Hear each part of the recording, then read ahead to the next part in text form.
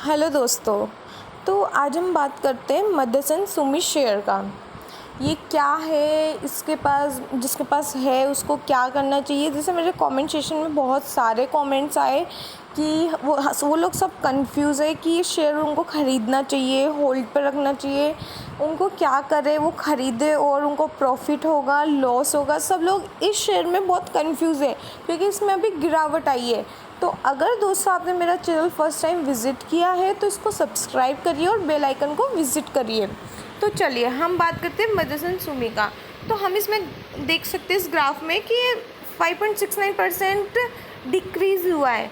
तो ये क्यों डिक्रीज़ हुआ है, क्या इसके पीछे रीज़न है, और जो हमारे पास शेयर्स है वो हमें अब उसका क्या करना चाहिए, बेच देना चाहिए या फिर उनको रखना चाहिए और ख़रीदना चाहिए, हमें फ़ायदा होगा न्नुकसान होगा, ये सब बातें जो हम करते हैं इसमें। तो एक न्यूज़ आई थी मदरसन सुमी का, तो वो हम समझते हैं। इसमें न्यूज़ है Motherson Sumi share price decline 6% on demerger plan. तो ये क्या बोल रहा है, यहाँ पर डी मर्जर टर्म है, डी लिस्टिंग नहीं है। डी लिस्टिंग मतलब क्या होता है कि कोई कंपनी एक्स है तो वो एक्स को हमने वो एक्स कंपनी को मार्केट से हटा दिया गया है। डी लिस्टिंग मतलब लिस्ट में से नेम हटा देना उस कंपनी का।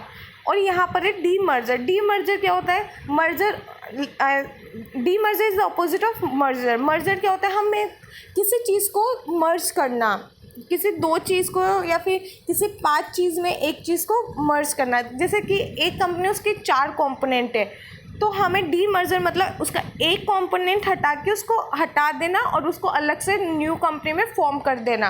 वो अलग कंपनी फॉर्म हो चुकी होगी उस मेन कंपनी से हटकर, तो इसका मतलब है डी मर्जर। तो इस न्यूज़ में भी वो यही बोल रहा है, मदरसन सुमी में भी यही हुआ है। तो ये बोल रहा है the company board in its meeting held on July 2 approve the merger of DWH business of the company into new company. तो यही बोल रहे हैं कि जो मदरसन सुमी का जो एक पार्ट था DWH बिजनेस, वो एक नई कंपनी में फॉर्म हो चुकी है, वो उस कंपनी से निकल के एक नई कंपनी में फॉर्म हो चुकी है। तो ये यही है कि जो उसका प्राइस है वो डिक्रीज़ हुआ है। तो अब इसमें एक और चीज़ है, the company body in its meeting held on July 2 approve the merger of DWH business of the company into new company which will eventually be listed with mother share holding is that of the company. तो हाँ, इसमें एक चीज़ है कि जो हमारे पास इसका जो शेयर था मदरसन सुमी का, तो इसमें हमें नुकसान होगा या क्या होगा। तो इसका डीमर्ज होना ये फ़ायदेमंद भी हो सकता है, इसका एक बेनिफिट हो सकता है कि हमारे पास इसका एक नया एक्स्ट्रा शेयर भी आ सकता है मदरसन सुमी का, जो कि DWH नेम से। तो इसका एक हमें नया शेयर मिल सकता है, तो ये हमारे लिए बेनिफिट भी हो सकता है।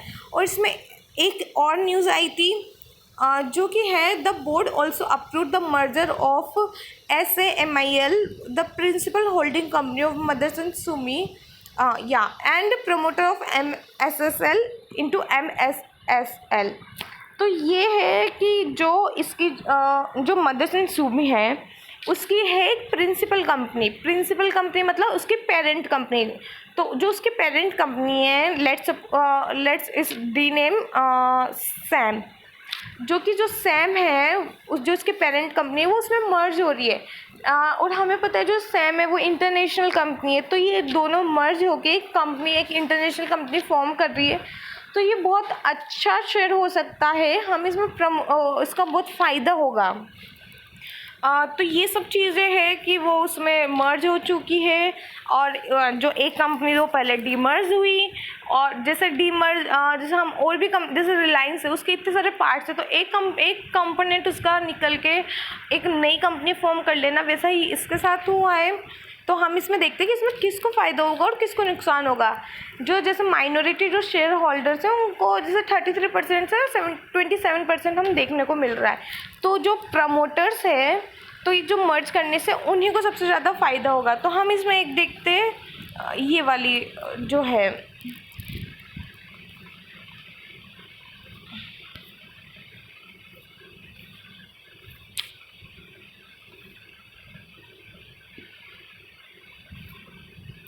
तो इसमें देखिए जो हमारे जो प्रमोटर्स है उनको ही फ़ायदा हो रहा है, जो पब्लिक है वो डिक्रीज़ ही हो रहा है, जो कि 27% के आसपास वो डिक्रीज़ हो चुका है।